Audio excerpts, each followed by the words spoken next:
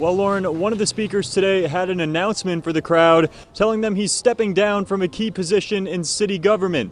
Mark Hughes announced he's resigning from the Burlington Police Commission, writing to Mayor Moreau Weinberger, quote, "The problem is not that this administration does not have the ability to take action on this demand. This administration chooses not to take action because they're unwilling to accept the cost of doing so." Now, a large percentage of the crowd here tonight was UVM students, and many of them were at a separate protest that happened earlier today on the campus of the University of Vermont. Now, take a look at this video here. They held a die-in protest.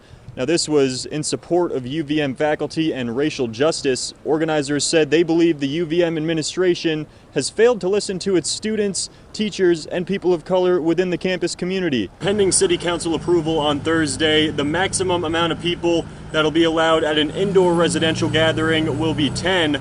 Meanwhile, outdoors will be 25, and the other notable change here is that Burlington bars will have to have their last call be at 10 p.m. And Colchester Rescue was able to find all but 2 of the boaters. An additional boater was found underwater by a Coast Guard rescue team. They began resuscitation efforts, but his condition at this hour is unknown still. Meanwhile, there's an ongoing search, as you mentioned, for an additional boater, and that at one point included 6 mutual aid groups and later the Vermont State Police scuba team. They're still out searching along with the Coast Guard. South Burlington Fire Chief Terry Francis said it's been difficult to piece together exactly what happened here. Well, the sign behind me makes it pretty clear how the owner of Lucky Strike Lanes felt about having to be shut down for about 5 months.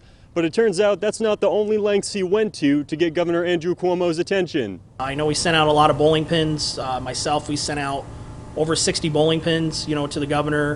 Among those students, those who lived on campus now have to leave their residence halls and won't be allowed back until further notice. And for students doing their best to follow the rules, this didn't come as much of a shock. I expected something like this would happen. I mean, it's unfortunate. It was well handled by the school. I think what they did was really needed, and it should teach a lesson to the other students. Video obtained by Costa Rican journalist Cesar Madrigal shows authorities with the nation's Judicial Investigation Agency conducting raids at nearly 24 locations. All of those raids connected to a drug trafficking ring authorities say might be responsible for the death of Thomas Cook. Cook moved from South Burlington to Jaco, Costa Rica in the summer of 2018 and had a relationship with Yaritza Hurtado, now believed to be the girlfriend of a hitman and drug dealer.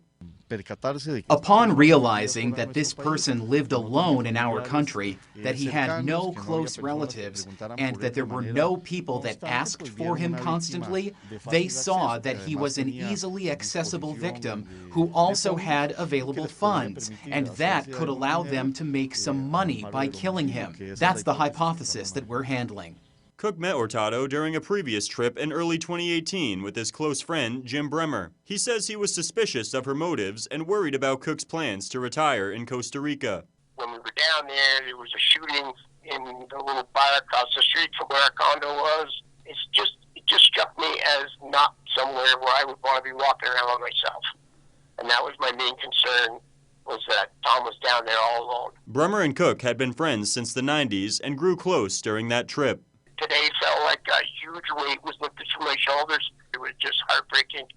And today's the first time there's ever been a little bit of light at the end of that tunnel. Cook's family thought this moment would never come, but their persistence and the efforts of the Missing Americans Project helped make it possible. Cook's sister, Sandra LaFrance, had been getting monthly updates that offered little information on the investigation. Honestly, I kind of resonated myself with the fact that we probably would never know what happened to him, and now that's different. I know that my brother didn't die in vain now, and I am beyond excited, and I totally give the glory to God on this one. On Monday, we learned the Vermont legislature is exploring ways to keep colleges open, allowing for a long-term plan to restructure higher ed. Chancellor Jeb Spalding is watching those efforts closely, but seems intent on holding a vote to close schools April 27th. It's still, in my opinion, something that we really can't delay very long. But we really would like to find out what kind of legislative response, at least I understand the trustees would like to, and I think that makes a lot of sense to find out what kind of response and assistance we can get and when we can get it.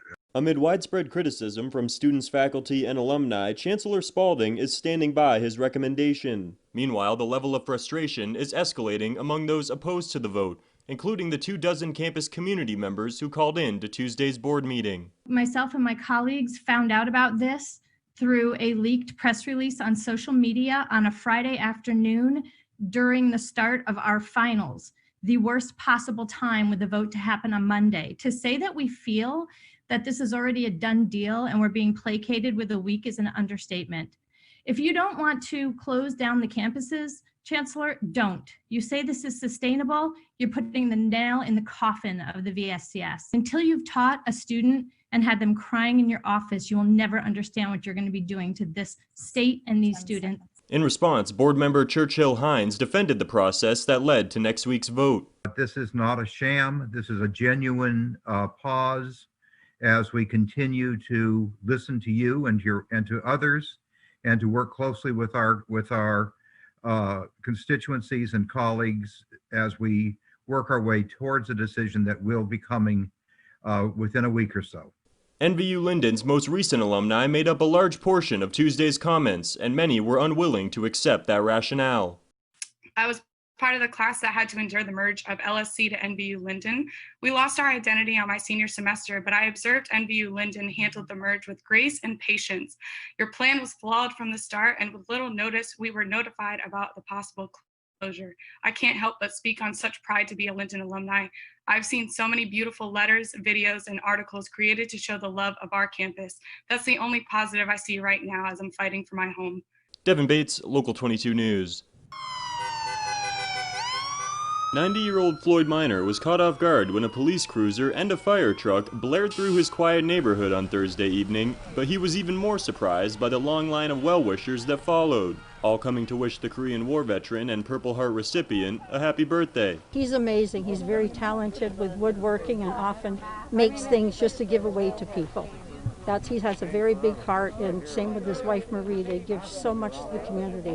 Minor has also been involved in his local American Legion post for nearly 60 years. Fellow veterans were on hand for the celebration and presented him with a gift package that included an American flag blanket and a certificate honoring him for his decades of engagement. When you put that amount of time into an organization like the American Legion, you know you're dedicated to what you believe in, and Floyd is one of them.